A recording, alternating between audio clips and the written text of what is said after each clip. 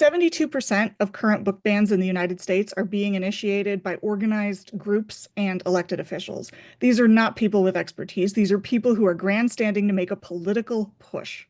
They are not an overwhelming majority of your community. They are people like Moms for Liberty and that one Florida dad who issued 200 requests for materials to be pulled.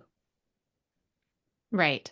They are not representative, but they are trying to eliminate this work from the community rather than say, oh, I don't want my child to read that book and Exactly. keep it within their house. They're not just saying, well, I have the right to say what my child reads, which let's not even get into that as a concept. Speaking as somebody who was a kid who read everything, like Right. kids deserve to read what kids want to read.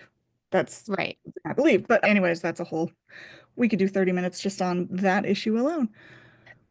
So they're not only trying to parent their own children, they're trying to parent everybody's children, is what it's coming down to.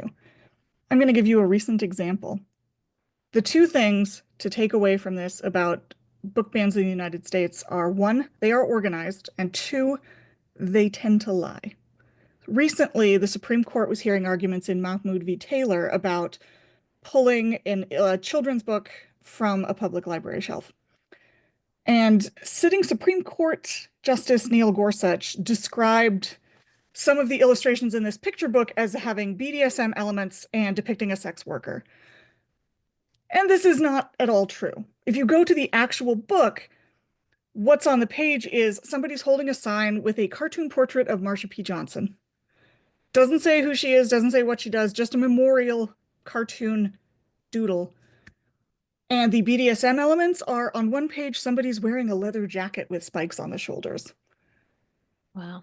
And so he knows it's ridiculous if he says, but somebody's wearing a leather jacket, we must ban this book. He knows that makes this argument look absurd. And so what he says is he couches it in this language.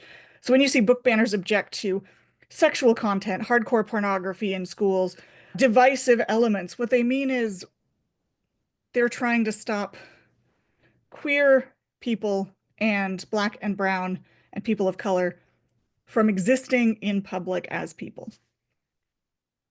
Right.